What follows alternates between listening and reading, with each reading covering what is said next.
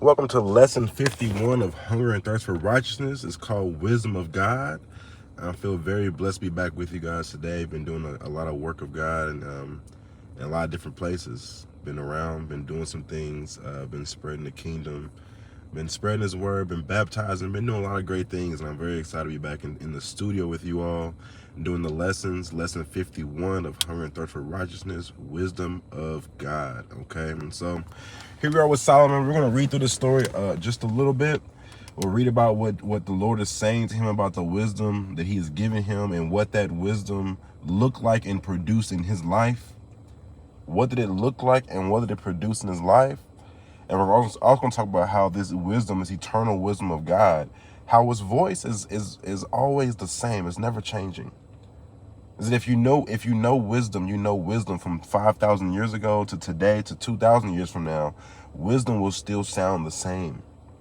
And so today we're going to get a good grip on the wisdom of God.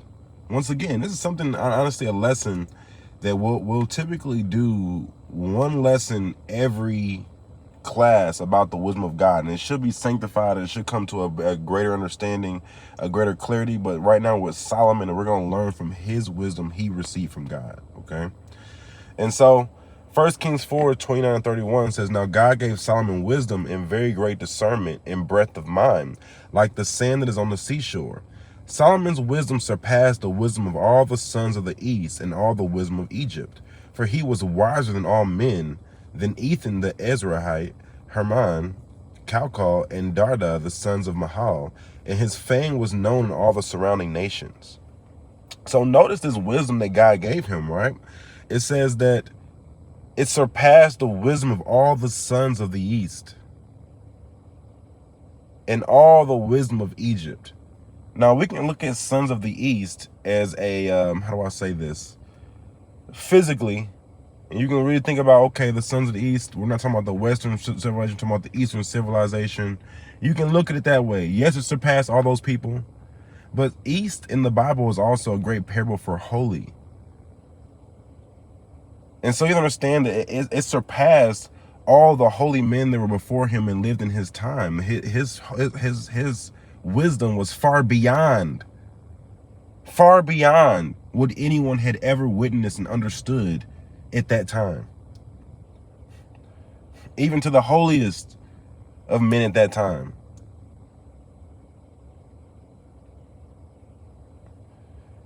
And it all says he passed the wisdom of Egypt. I think that's a very important statement, because we live in a time where people believe that there's this ultimate wisdom from Egypt that we're missing out on. Well, they call it Kemet. This the Kemet wisdom. It's the Kemet religion. That's what they say, right? The Bible took from that. But if you're reading the Bible, you're understanding that his wisdom surpassed the wisdom of Egypt. And how many times in this Bible have you seen the Lord make Egypt look foolish? Whether it be through Moses and also through Solomon. You understand that Egypt gave their daughter to Solomon as a peace offering almost. Like, let's have peace together. I'm going to give you this, my daughter as a wife. Because they respected and revered the Israelites. And they respected and revered Solomon, for his wisdom was far greater than what they had. Let's keep going. He also spoke 3,000 proverbs, and his songs were 1,005. He spoke of trees, from the cedar that is in Lebanon, even to the hyssop that grows on the wall. He spoke also of animals and birds and creeping things and fish. Men came from all peoples to hear the wisdom of Solomon, from all the kings of the earth who had heard of his wisdom. So another thing about this, he spoke 3,000 proverbs. This is literally saying that he had 3,000 sayings of wisdom that he could speak from. That's a lot. That's a lot of us, and everyone is a different piece of wisdom. He had 3,000 sayings of wisdom in his heart.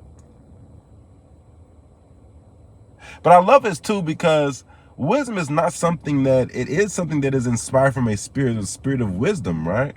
But wisdom is not also, it's also not made up. He had 3,000 that were in his heart, that the spirit of wisdom brought inside of his heart, that he could speak from. That he could speak from. And his songs were over 1,005. I love this also because wisdom will also make you into a songstress or what do you call it? An artist of musical nature. And I love when I read this because it makes you realize how many people are being used as musicians, and there's the wisdom of God. If they're truly being used as a musician from God and being used through him, you're going to hear his wisdom through their music. And there's some artists that you can hear the wisdom of God just flowing through their music. You just hear the wisdom. It's literally ministering to you as they sing, because they were given those songs from the spirit of wisdom from God. And I love how he says his songs were 1,005. He had unlimited. That if we saw someone with 1,005 songs today, we call that unlimited amount of songs in this person's heart, unlimited amount of creativity able to be produced from this person's wisdom. The next thing I want to point out is that he spoke of trees, from cedar that is in Lebanon even to the hyssop that grows in the wall. He spoke also of animals, birds, and creeping things and fish. Now notice also trees, animals, fish, creeping things. A lot of the wisdom from God is centered around nature. Is that if you truly understand, you know that God created all things. And he created all things as a parable to teach us spiritual truth, spiritual wisdom, spiritual understanding, spiritual counsel. If you study his creation, not worship his creation, but study his creation that is inspired from the creator, you'll gain wisdom. You can study trees and gain wisdom. You can study animals and gain wisdom. You can study people and gain wisdom. Because you're learning about how he created things to work and flow and what they do. And he created these things to be a parable for our spiritual understanding. We'll get into this a little bit more later. But notice also it says men came from all peoples. So from all peoples. Black, white, Asian, Middle Eastern, European. I said white already. I'm sorry. But they came from everywhere to hear this wisdom. Everywhere. So now we're going to get into wisdom a little bit, into the trueness of the wisdom of God. We'll learn some base things about wisdom just to refresh ourselves, and we'll go a little bit about into these passages about the wisdom that Solomon received and how these things are eternal concepts of wisdom, okay?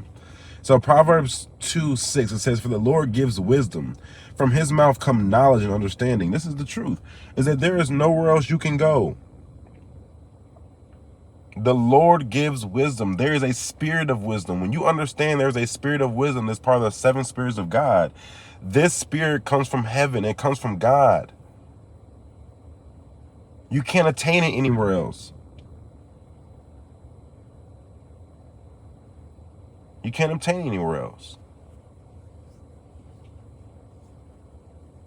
It has to come from heaven. It has to come from God. For the Lord gives wisdom. From his mouth come knowledge and understanding. Perfect. Let's keep going. James 1:5, "But if any of you lacks wisdom, let him ask of God, who gives to all generously and without reproach, and it will be given to him." Once again, where does wisdom come from? It comes from God. You have to ask God for wisdom. As we saw Solomon ask God for wisdom, and this wisdom that came from God was unmatched in this world. There is no wisdom comparable to the wisdom of God. But I love this also because it says, "Let him ask of God, who gives to all generously and without reproach, and it will be given to him." If you genuinely want wisdom, he will give you wisdom. If you genuinely want understanding, he'll give you understanding. But the question is, do you genuinely want these things? And they really the desires of your heart. Because if they are, and there's no doubt about it, he'll give it to you. But you got to remove the doubt from your own heart. Because some of us are saying, "God, I want wisdom," but then you walk around calling yourself dumb. You say, "I want wisdom," but then you say, "Oh, this is just how I am. You know, I don't think very, very, very sharply." You say, "I want wisdom," but your mouth is speaking against receiving the gift of wisdom. Perfect. Let's keep going. 1 Corinthians 1, 30 to 31, it says, but by his doing you are in Christ Jesus, who became to us wisdom from God, and righteousness, and sanctification, and redemption, so that just as it is written, let him who boasts boast in the Lord.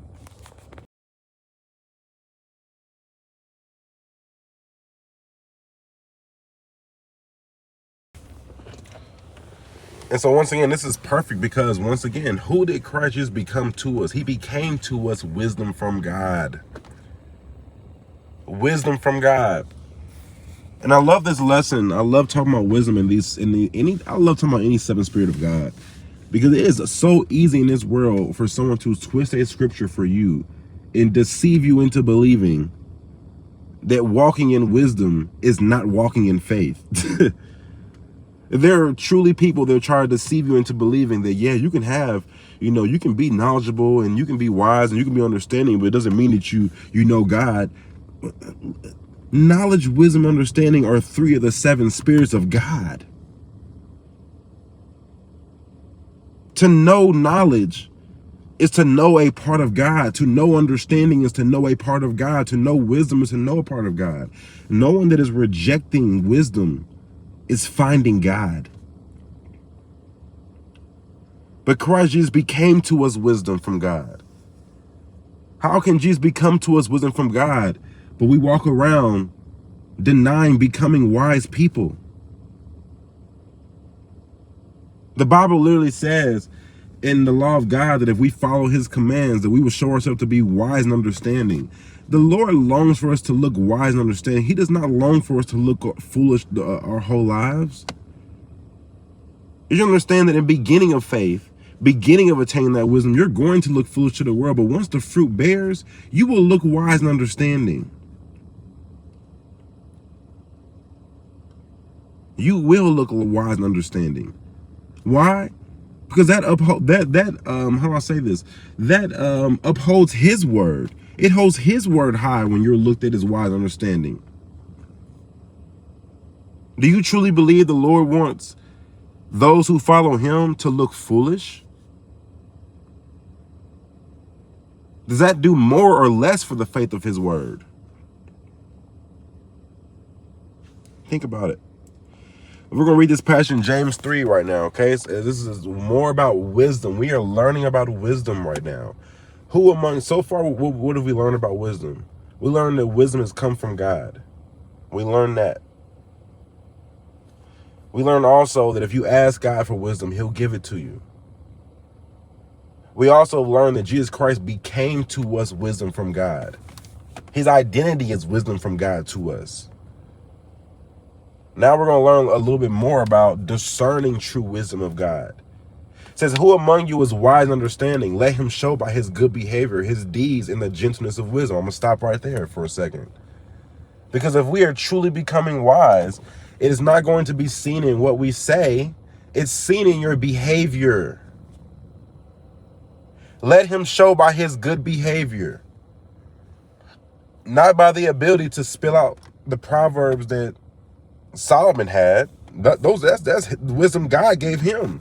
Not that you wouldn't attain the same wisdom. That's reading his wisdom will help you identify the wisdom from God that he's giving you, because it's not going to transgress the wisdom. But you being able to recite Solomon's wisdom does not make you wise. If you truly have attained that spirit of wisdom, it'll be shown in your deeds and your behavior. And it says the gentleness of wisdom. If I'm wise, I become a little more gentle. Without wisdom, we're very harsh beings on each other. Because without wisdom, we're blind. And we don't really know what's going on. So we become more angry, more frustrated with each other because we can't see.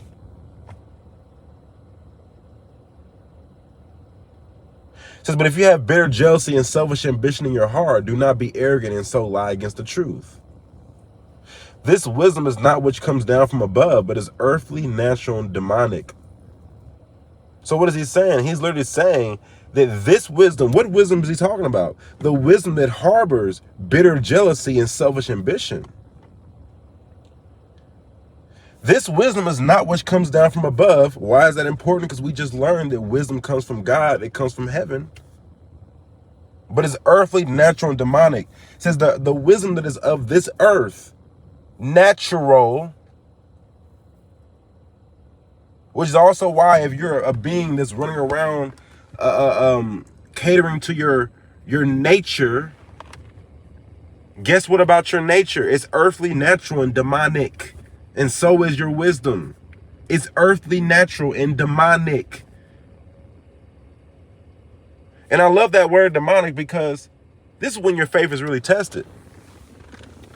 Because some of us have believed our whole lives that certain things were demonic. But then when you come to the truth, you start learning what's really demonic. Are you going to have the same energy about what's demonic once you realize what's really demonic?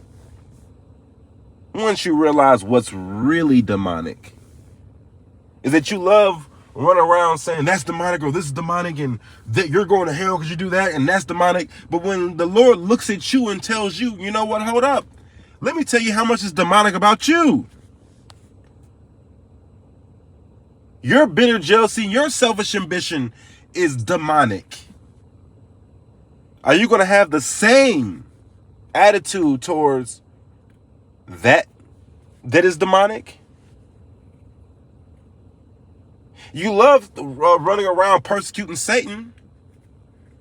But then once he tells you that it's your selfish ambition and your bitter jealousy in your heart that's demonic, are you going to have the same attitude and same disgust for what's demonic when you find this inside of you? But this is great discernment. The wisdom that is from the earth that produces bitter jealousy and selfish ambition is demonic. For where jealousy and selfish ambition exist, there is disorder in every evil thing.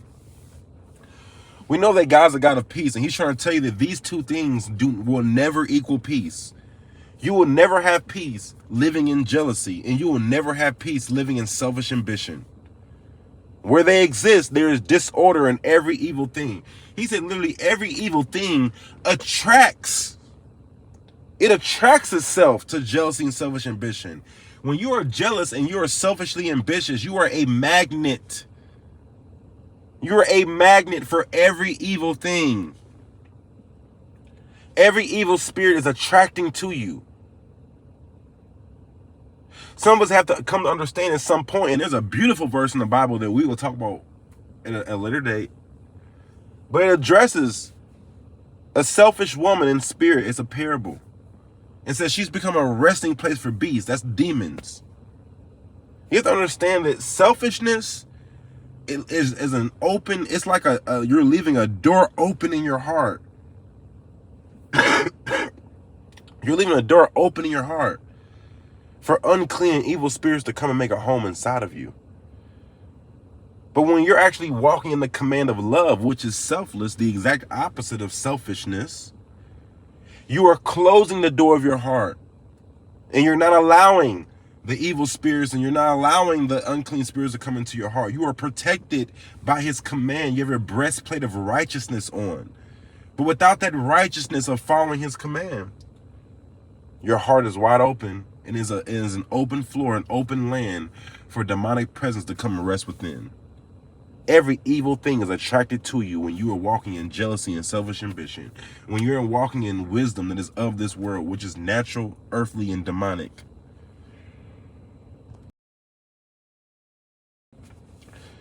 But the wisdom from above is first pure, then peaceable, gentle, reasonable, full of mercy and good fruits, unwavering without hypocrisy.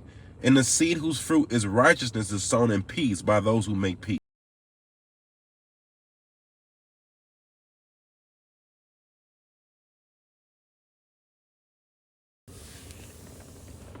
It's first pure. What does that mean?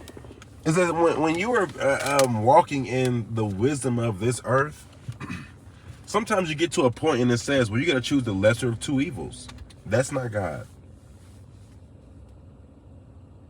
When you are choosing when you're walking the wisdom of God, there is a pure choice.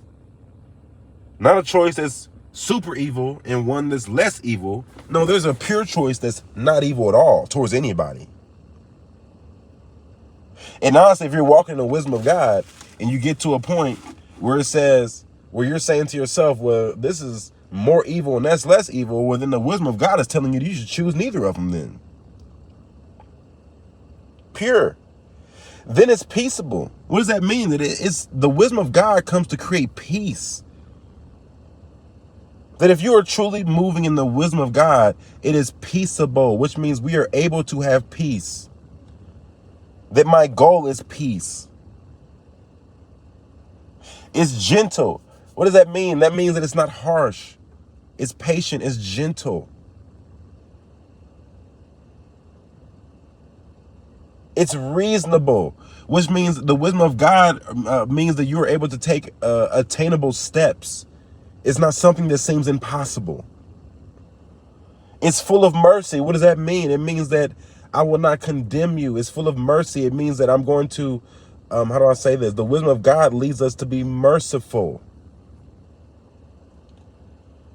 Once again, it does not lead us to condemn each other. It does not lead us to be swift to punish each other.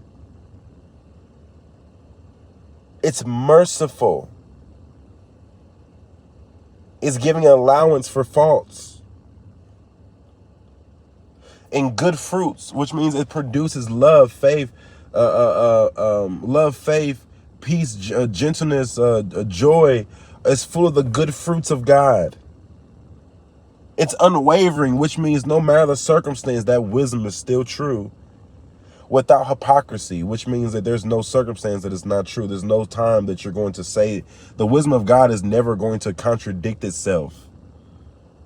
It's never going to say that, let's use the wisdom of God. The wicked flee when no one's pursuing, but the godly are as bold as lions, right?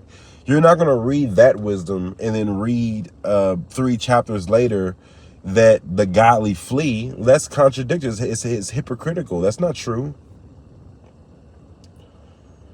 It's not true. And so I hope this gives us a little bit better of discernment between the wisdom of God and the wisdom of this world that is demonic and natural. Let's go ahead and keep it going. So 1 Corinthians 3:18-20, it says this: let no man deceive himself. If any man among you thinks he is wise in this age, he must become foolish so that he may become wise. For the wisdom of this world is foolishness before God. For it is written, he is the one who catches the wise in their craftiness. And again, the Lord knows the reasonings of the wise, and that they are useless.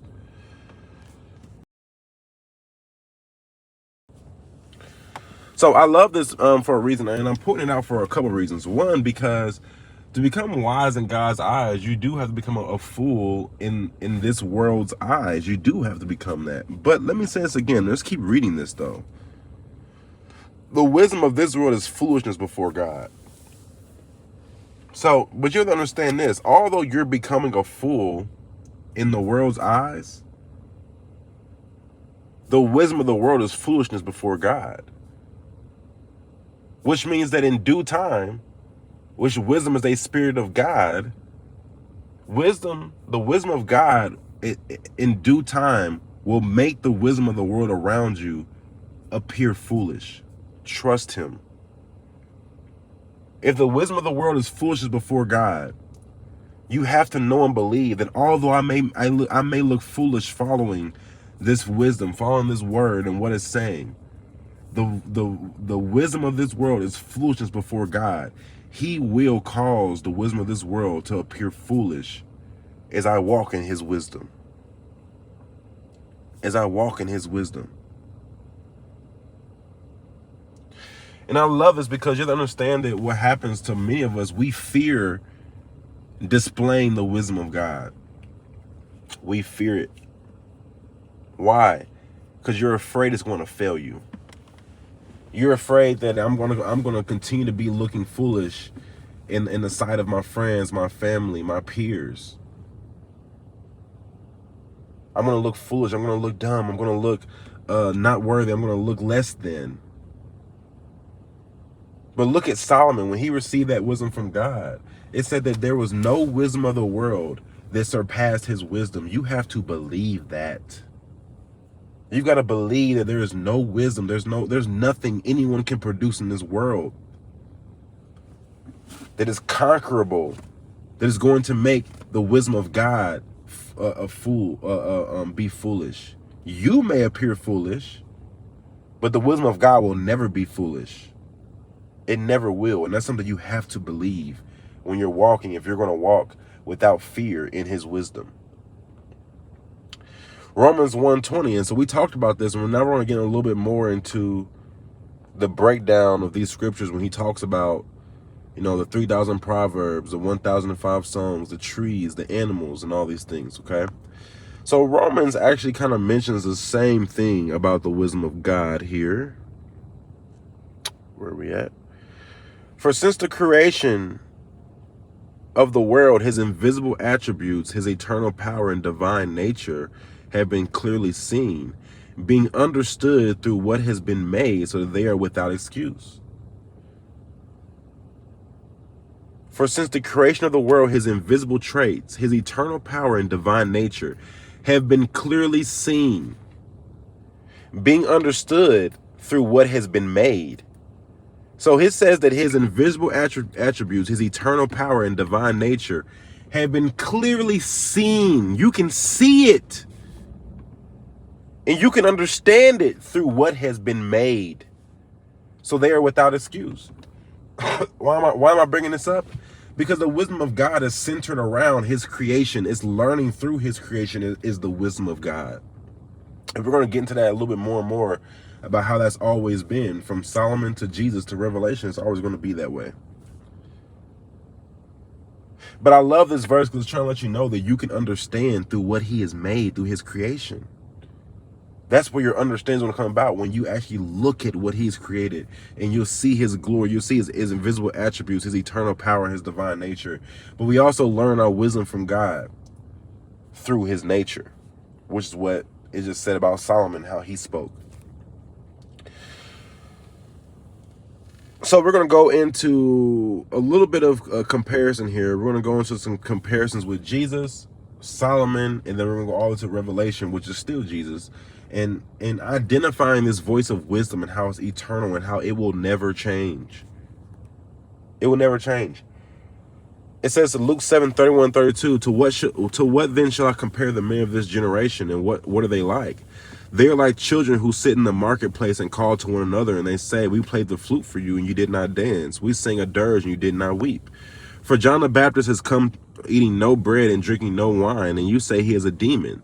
The Son of Man has come eating and drinking. You say, behold, a gluttonous man, a drunkard, and a friend of tax collectors and sinners. Yet wisdom is vindicated by all her children. So why are we here?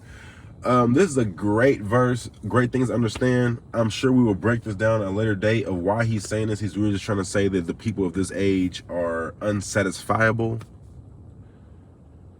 But he's also saying at the end that yet wisdom is vindicated by all her children. By all her children. In this way, he's also calling himself a child of wisdom. And so we understand that Jesus Christ is a man of wisdom. A man of wisdom. As we know, like we said, there are 7 spirits of God. But many of us do not understand how wise Jesus Christ is. That we go from here to there seeking wisdom, and all you have to do is come to Jesus Christ. All you have to do is come to Jesus Christ, who became wisdom of God to us, right? But let's go into, I got 3 different examples to us about the voice of wisdom. It says that that Solomon spoke from animals and birds and sea creatures and these nature. We're going to talk about, I'm going to show you how this is the same voice of wisdom. Matthew 6:26-27 is Jesus. He's talking. Look at the birds of the air. They do not sow nor reap nor gather into barns, yet your heavenly Father feeds them. Are you not worth much more than they? And who of you by being word can add a single hour to his life?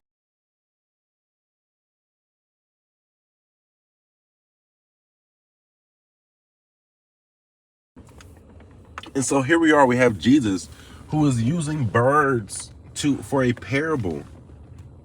He says, look at the birds of the air. Look at God's creation. They neither sow nor reap, yet your heavenly Father feeds them. How much more worth are you than they? That is a voice of wisdom. A voice of wisdom. And so we're going to go back and go to Proverbs. This is Solomon, Proverbs 27:8. Like a bird that wanders from her nest, so is a man who wanders from his home. They're going to use the same the same parables, same things. They're going to use the same parables and same things, okay? We see the same thing with Solomon. We see the same thing with Jesus. But now we're going to go to Revelation. Revelation 19:21, and the rest were killed with the sword which came from the mouth of him who sat on the horse, and all the birds were filled with their flesh. Now, is he actually talking about physical birds? He's not. In the same way, his point is not physical birds when he's talking about Proverbs 27:8. In the same way, his point is not about physical birds in Matthew 6:26-27, because the wisdom of God, that voice of wisdom, does not change. Now, Matthew 13:47-48 says, again, the kingdom of heaven is like a dragnet cast into the sea, and gathering fish of every kind. And when it was filled, they drew it up on the beach, and they sat down and gathered the good fish into containers, and the bad they threw away. The bad they threw away. So it will be at the end of the age. The angels will come forth and take out the wicked from among the righteous, and will throw them into the furnace of fire. And in that place there will be weeping and gnashing of teeth. And once again, I love this because if you're looking at the reality, you understand the truth of the parables of this wisdom he's trying to give us. He's saying that just as a fisherman catches fish and throws the bad ones away and keeps the good one, the kingdom of heaven is the same way. There's no difference. Just as in the water, there's good fish and bad fish, there's also good fish and bad fish. As we are fishermen of men catching fish, we're going to catch good and bad fish. He uses fish, a thing of nature, is a parable. Going back to Ecclesiastes, here we go. Here we are with Solomon once again, 9:12. Moreover, man does not know his time. Like fish caught in a treacherous net and birds trapped in a snare, so the sons of men are ensnared at an evil time when it suddenly falls on them. And very interesting that once again, the voice of wisdom remains the same. He's relating fish to people, the same as Jesus relating fish to people.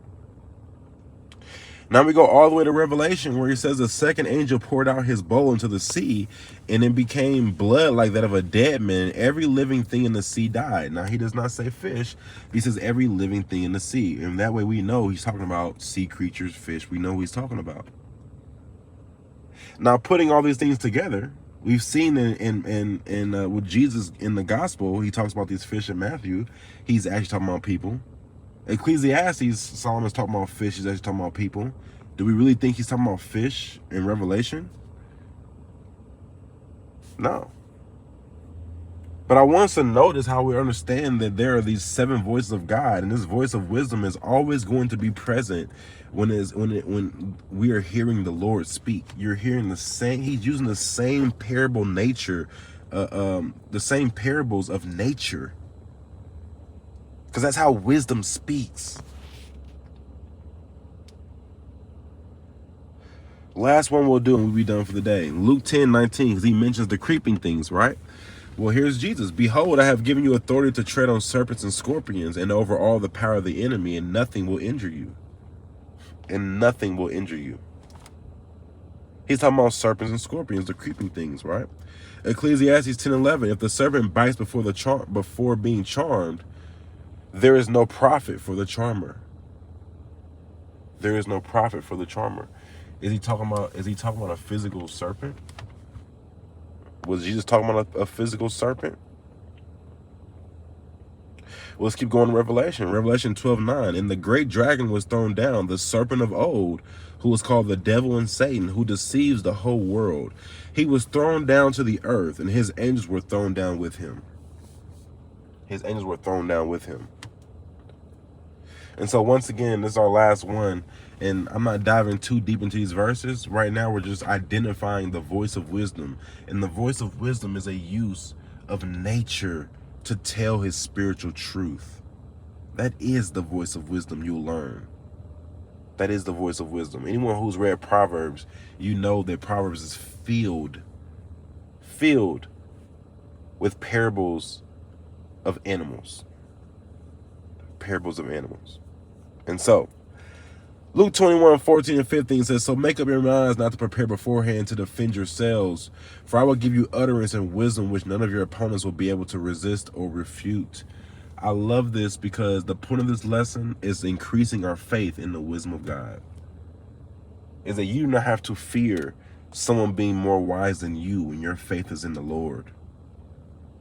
You don't have to prepare beforehand to be more wise than people when your faith is in the Lord. If you are truly eating his word and you're truly taking in that wisdom, it's already inside of you. You don't have to fear anyone's wisdom being greater. You don't have to go anywhere for more wisdom. You don't have to open up a different book. All you have to do is trust in the Lord, and he will give you wisdom which none of your opponents will be able to resist or refute. They will not be able to resist or refute it if it is truly wisdom that has come from God. He's undefeatable, family. And I give us this lesson for a reason, because many of us are afraid of looking like a fool. That is where most of our journeys are deterred, is that we think we look foolish. So you quit what you're doing. But you got to have faith in the wisdom of God, that he is undefeatable. There is no wisdom that seems that is going to outwise him. There is no wisdom that's going to make him look foolish. It's not possible. I hope this lesson gives us the strength to endure seeming foolish for a moment, to live forever in the eternal wisdom from God. And so this is lesson 51, wisdom of God. I hope it blessed someone today, hungry and thirst for righteousness. We do tithe and offering. MFH pulls $800 a week to ensure that God's work can and will continue through this ministry. The rest of the money will be equally redistributed back out to those that gave. That is Cash App, $ Christ King Way, and PayPal at MFH Ministry. We would love for you to be a part of our tithe and offering program. We definitely would be love to be the first one to bless you. Okay, and so everyone have a blessed day. This is Wisdom of God, lesson 51. We'll be back soon with lesson 52. Have a blessed day.